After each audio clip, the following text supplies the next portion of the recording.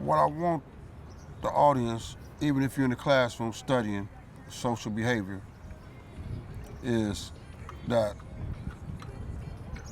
take this interview from a positive perspective and try to extract information that can give you some insight on what was in our mindset, how we had to survive, how we got involved in what we got involved with, because basically it was survival.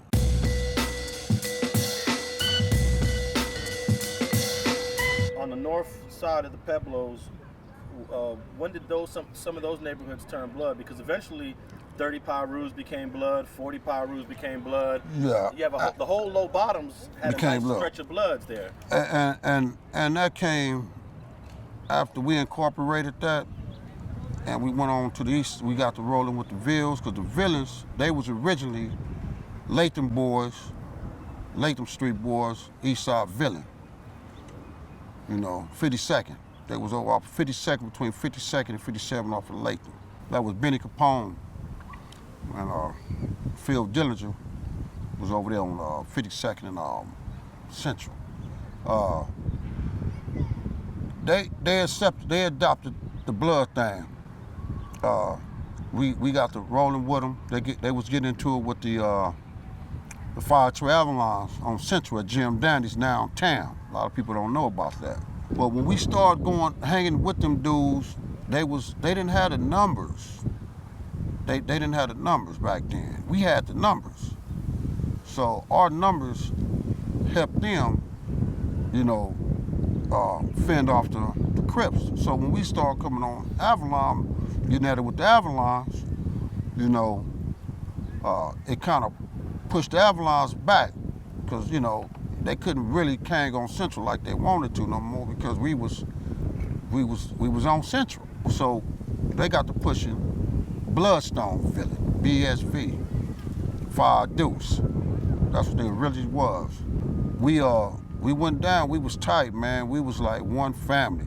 We had got together in '79 in the Pueblos, and we started a gang which was up under the Pueblo Bishop Bloods. We ain't never separated that, but we started pushing Mid City Gangster Bloods, which is part of the Pueblos. We write Pueblos, MCG, 52nd Street Blood, and we kind of started pushing with the Villians. When they got to pushing BSV, 52nd Street Blood, we was 5 Deuces. You know what I'm saying? We pushed all the way down to the 40s. We went down to 45th Street. There was 4-5 Pirus, so they incorporated the Blood Stone Piru right up by Fred Roberts Park. Some homies stayed on the corner, 45th and Honduras, and homie Big Jeff stayed right across the street on Honduras from Blood Stone Piru, 45th Street. Then we went down into the 40s, and that's when 4 Deuces, Pirus, they incorporated Blood Stone Piru. Then we went on down to the 30s and the 20s, and that's when we bumped heads with Slim, Casanova. They was short. Back then they had the 5 Deuce Broadways over there in their hood, parts of their hoods, and the Kitchen Crips tried to start that whatever in their hood. So we went down there and we got to smashing, and we ran them dudes up out of there. The Outlaws got to clicking up with us, and their numbers were short. So we, in the Villians and the Pueblos, we incorporated them up under the Seaside Blood thing. So they got to rolling with us, and we got to rolling with them. And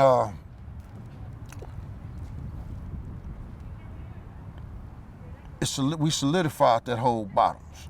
The Pueblos are very instrumental, but in order for anybody to incorporate what we was pushing, they had to accept it and be a part of it. And it wasn't that they was forced, they wanted to be a part of it because there wasn't no Crips.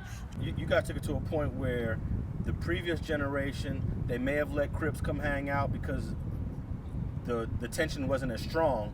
But when you guys came in, guys like Mike Conception couldn't post up in the Oh, Pueblos anymore. never, Yeah. never. Could no Chris post up in the Pueblos. Never. Let me tell you something, man.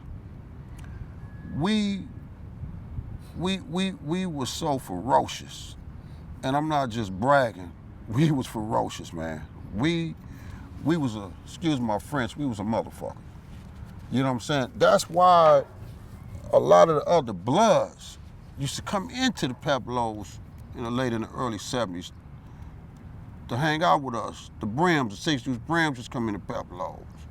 Blackstones, homies used to come to the neighborhood 20s, like I was saying with you, Frog and KK and Jimbo. They came off the east side right on 51st, right by the Pueblos. So, the influence, man, with Santa Claus and Crazy B, the homies from the neighborhood, 20s,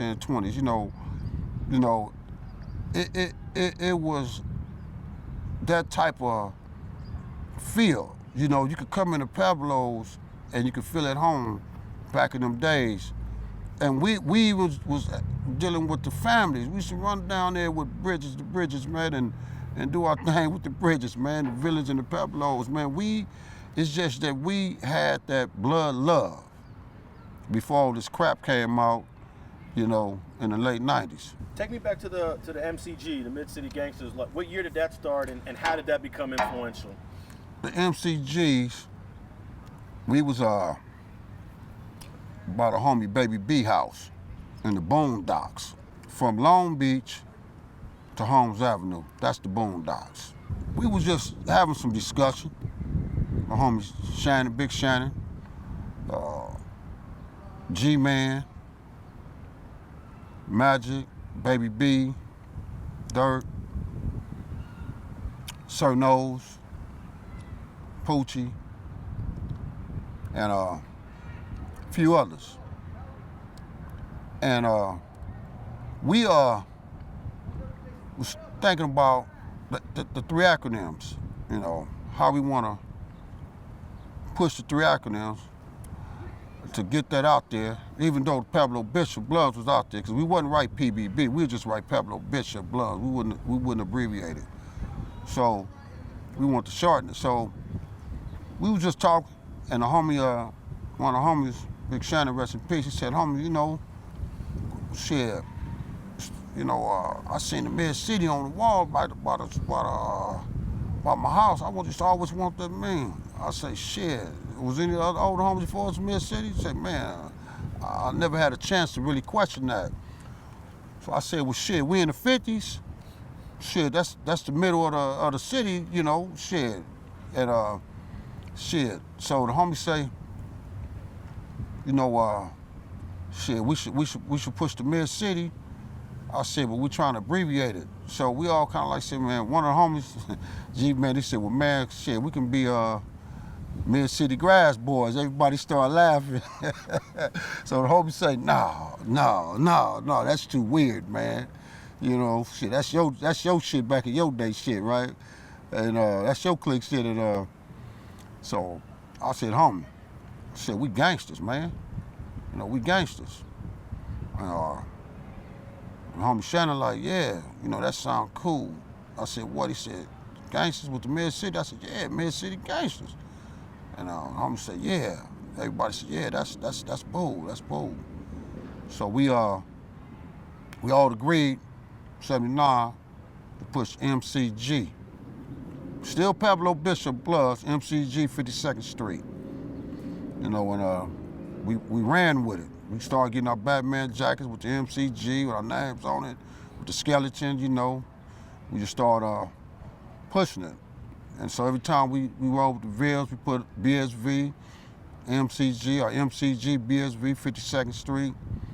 And we pushed it real tough.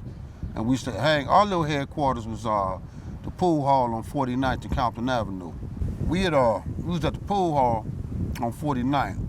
So I'm in there playing pool. So the homie Bozo from Villians, rest in peace, he run up in there, he say, Box. I said, what's up, man? They chasing the homies, man. I said, what? He said, they chasing the homies. I said, what the thing was? So I grabbed a thing from him, and I run outside the front door of the pool hall.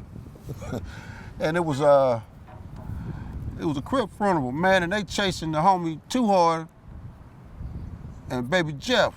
Too Hard from the Pueblos. That's my nigga, and Baby Jeff from Villians. They on Baby Jeff on the back of the bike on the horse nuts, and they